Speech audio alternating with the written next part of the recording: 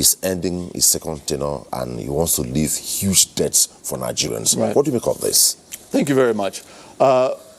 Understanding that we are not borrowing for the sake of continuing to borrow, but that we are borrowing because we understand that this is the way to not borrow again in the future. What we've had, right, is if you have $67 billion in basically useless borrowing, there's hardly any infrastructure, social investment, we didn't see much of that, right? We now have to ensure that that infrastructure actually hits the ground. Why? It's when you invest in the infrastructure, air and seaports, roads, rails, bridges, and all dams, water supply, all of these things that we're doing now. It's once you invest in all of that, your power supply, stability of power and all of that, that you're able to now bring down the cost of production for industry.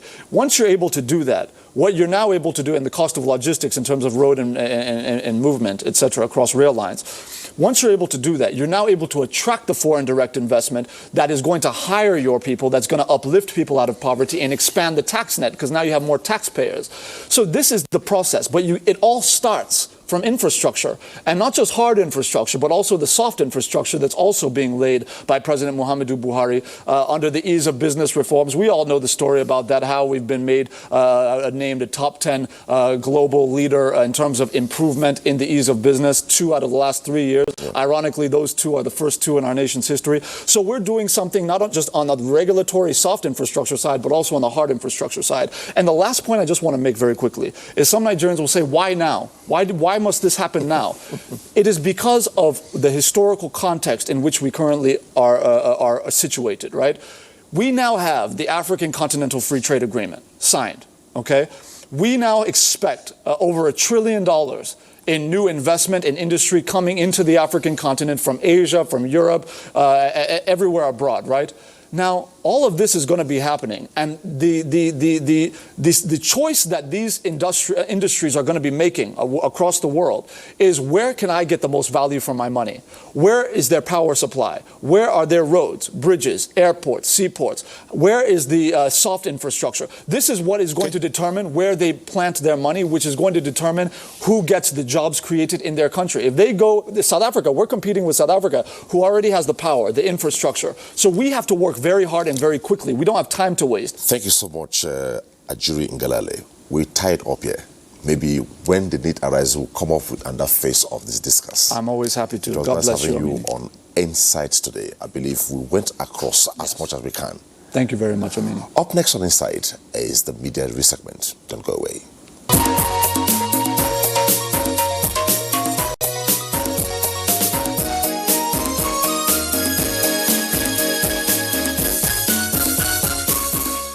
Thanks for joining us on the media review segment of the program today.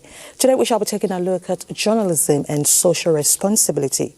Of course, we all know that journalism is a social institution expected to bridge the gaps in society.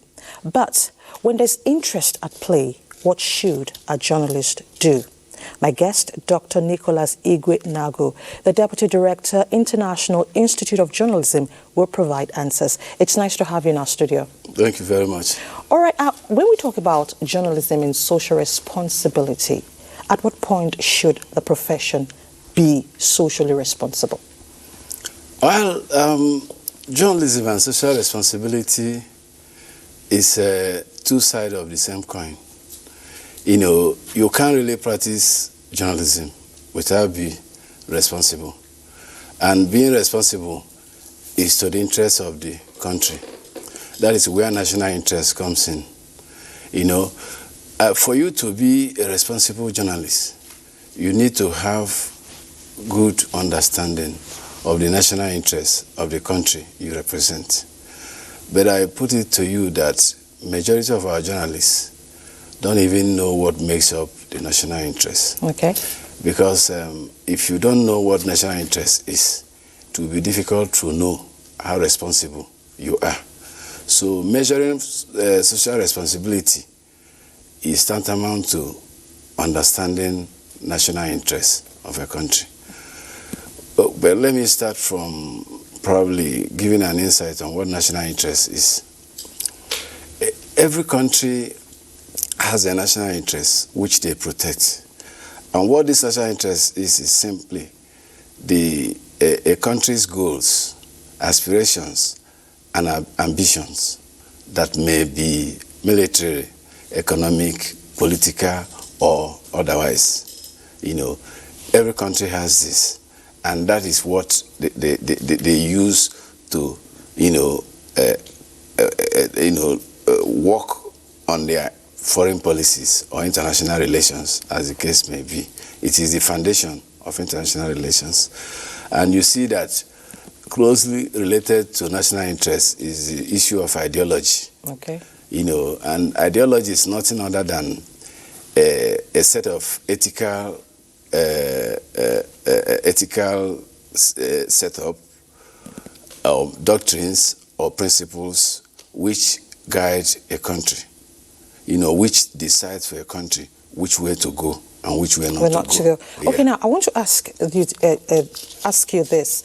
Now, when you talk about national interest, yeah, in pursuance of that, is it not for the general public? It's for general public, okay. But general public is nothing without the press. Okay.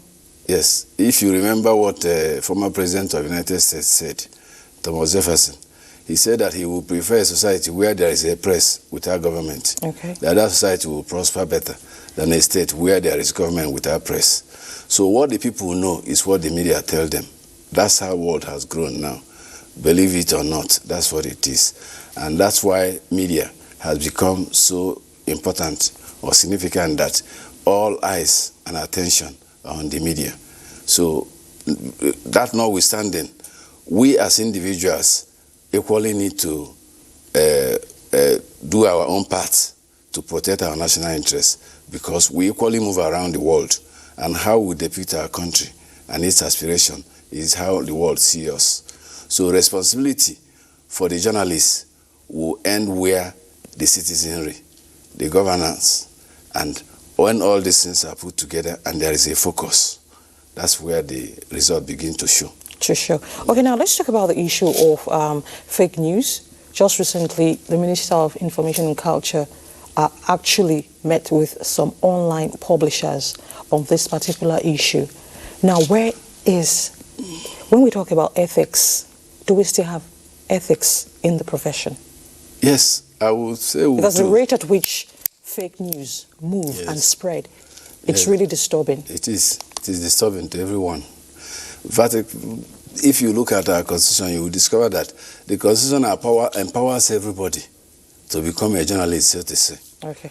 Because we have fundamental rights of expression of our opinion, either in writing or in speech. Okay. And that's why you see a lot of people, saying anything and getting away with it. So the issue of fake news is a serious problem. It's a problem that we must tackle based on education. It may be very extremely difficult to cut it out or stamp it out by mere legislation and all that. That will be very difficult, considering the new media that is with us today. Yes. But if we have the ability to know what is right and what is wrong, and how to approach information and messages when they come to you, we are likely to get, to a reasonable extent in stamping it out. Let's take, for instance, in advanced countries, the same thing that happens like fake news here equally takes place there. Of course. But the difference is that the citizenry are more equipped in seeping through to know the correct information and how far they can trust the information. For us in Nigeria, we like that understanding. There is what we call media and information literacy. MIL. UNESCO is trying to pursue it in Africa right now, but this has been ongoing around the world for a very long time. Children are taught on how to use the media right from primary, secondary, and university. Yeah. So nothing emanating from the media comes to them as a surprise. So they are well groomed in managing media messages. Okay. So when they see WhatsApp, alarming WhatsApp calls and messages and pictures, they can digest and forget about it. They don't even make an issue on it, unlike us in Africa here, where somebody could sit down somewhere armchair journalism, come up with issues, do Photoshop and all that, Put them and then together, put them together, push and them then out. push them out. And before you know it, people are calling their distant relatives in Lagos, in the east, in Maiduguri. They are killing people because they are killing in the east. Before you know it, panic everywhere. Okay. But you know that there are countries that actually check what goes out and what comes in? Well, there may be. Some don't even allow their people or the Yes. citizens to send anything out. It has to be within them. Yes, but what you ask yourself, those countries that do that, how far do they go? How do they fare? They fare well. In comparison, like, which country will you give an example? Does America do it? China does it. It's China. If you know what is happening in China, this is not a program for China, but you see, there are more atrocities in China than we know. Okay. Only that the media is giving you what you need to know. Okay. So that's it. Nigeria is so open. China cannot afford to be as open as Nigeria. Okay. If they become as open as Nigeria, all hell will be let loose. I'm telling you the truth. Okay. All right. Now, fake news is actually moving very fast. Yes. Here in Nigeria now. How can we curb this? What can be done? What can journalists do to help? Okay. There's a lot journalists can do to help in covering fake news. One, they should not allow themselves to be deceived by this news. Okay. Because there have been cases where mainstream media has ended up, one or two of them have ended up publishing an issue that is going on social media, which nobody has any proof or facts. No verification. Yes, no verification. They've gone ahead thinking it is the right thing, only for them to later apologize. I don't want to mention any media house so that it doesn't look as if, but it's on record. So the only thing we can do to contain fake news is that mainstream media, which is the common man's last hope in information, they should not allow themselves to be deceived.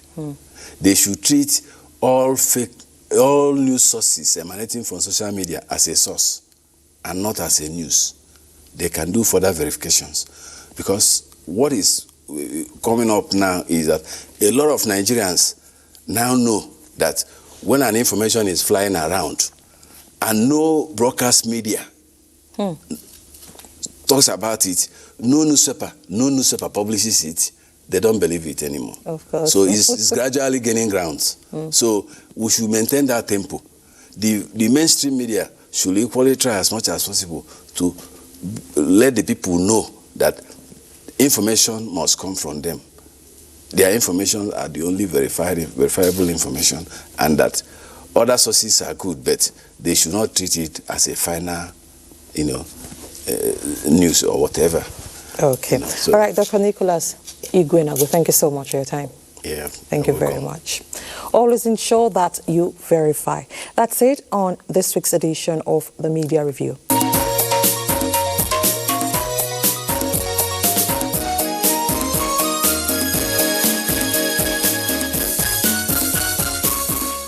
Well, I guess you were well informed on the program today, what the Economic Stimulus Infrastructure Fund will be doing for the nation's economy. Mind you, it is to finance 39 emergency projects cutting across power, agriculture, transportation, and the mining sectors of the nation's economy. And also, we believe also that you have been properly informed that irresponsible journalism is no good to any nation. As much as you are there to checkmate what government is doing, ask questions, it should be done responsibly. Thanks for being and making time to watch the program today. On behalf of all of us, bye-bye.